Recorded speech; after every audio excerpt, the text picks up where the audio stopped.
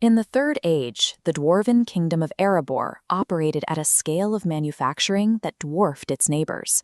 Under King Thror, the stone forges beneath the Lonely Mountain poured continuously, turning out the high-grade weapons and armor that fueled a massive, wealthy economy. Among these creations was a singular piece of ammunition. The black arrow was forged entirely from heavy, pitch-black dwarven steel. It contained no wooden shaft and no fragile fletching, just a continuous, perfectly balanced piece of dark metal. The dwarves did not keep it. They gifted the arrow to Girion, human lord of Dale, intending it to bind his city's survival to the safety of the mountain. If one kingdom fell, the other was meant to follow.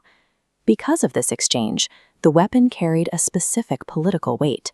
It stood as a physical monument to a regional golden age. It represented a promise of mutual protection, built entirely on the assumption that Erebor's mountain fortress could never be breached. That assumption burned away in the year 2770. Drawn by the vast accumulation of dwarven gold, the fire drake Smaug descended from the mountains in the north. Dale's human defenders mobilized immediately, but their standard iron arrows shattered on impact. A mature fire drake possesses an armor of natural scales that deflects conventional human weaponry like brittle glass. The resistance collapsed.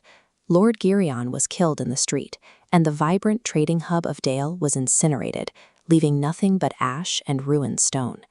Amid the slaughter, Girion's wife and child managed to escape down the river running.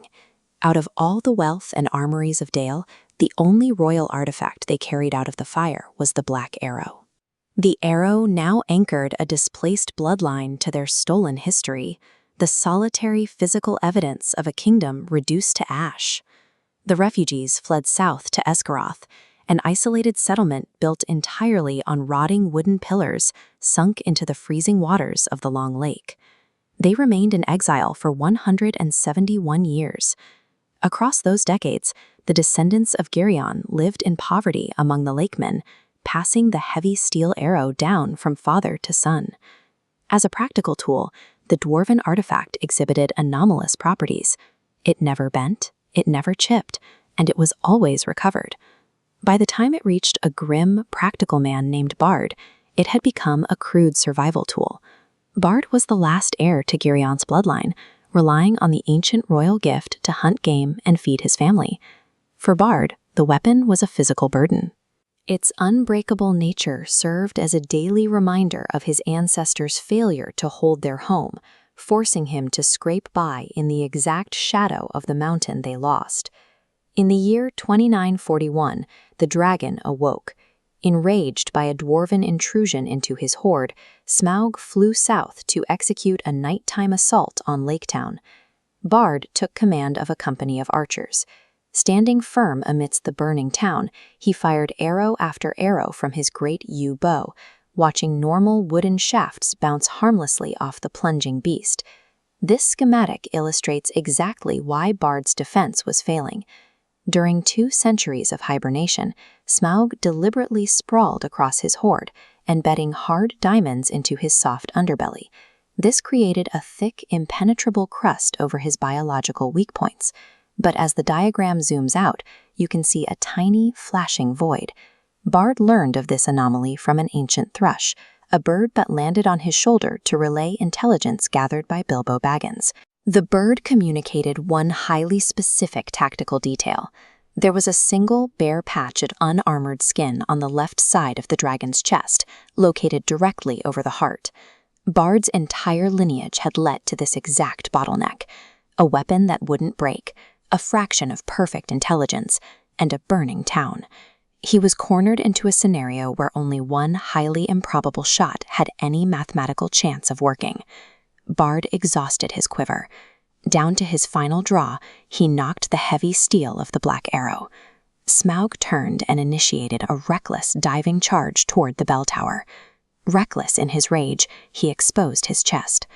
Bard pulled the string of his great yew bow to its absolute physical limit. He had to calculate the exact speed and trajectory to intercept a massive airborne target, relying entirely on a piece of solid dwarven steel to fly true, despite its immense weight. He released the string. The arrow tore through the air and struck the exact hollow by the dragon's left breast. It pierced the skin, and the sheer density of the metal carried it forward until it vanished completely into the creature. The shot severed the beast's heart. Smaug shrieked, fell from the sky, and crashed directly into the flaming ruins of Lake Town, ending the dragon threat forever. Defeating an armored fire drake required two distinct components perfectly aligning in midair. It demanded the absolute, enduring perfection of ancient dwarven metallurgy, delivered through the desperate, calculated precision of a ruined king's descendant. The dragon's corpse shattered Lake Town, sinking to the freezing, muddy bottom of the long lake. The black arrow sank with it, buried deep inside the rotting carcass. Years later, brave divers would occasionally dredge the shallows to retrieve the vast fortune in gemstones that fell from Smaug's belly. But no one ever retrieved the black arrow from the ruined pilings. The weapon endured nearly 2 centuries of winter and dragonfire, passing through 5 generations of desperate men for a flight that lasted only 3 seconds.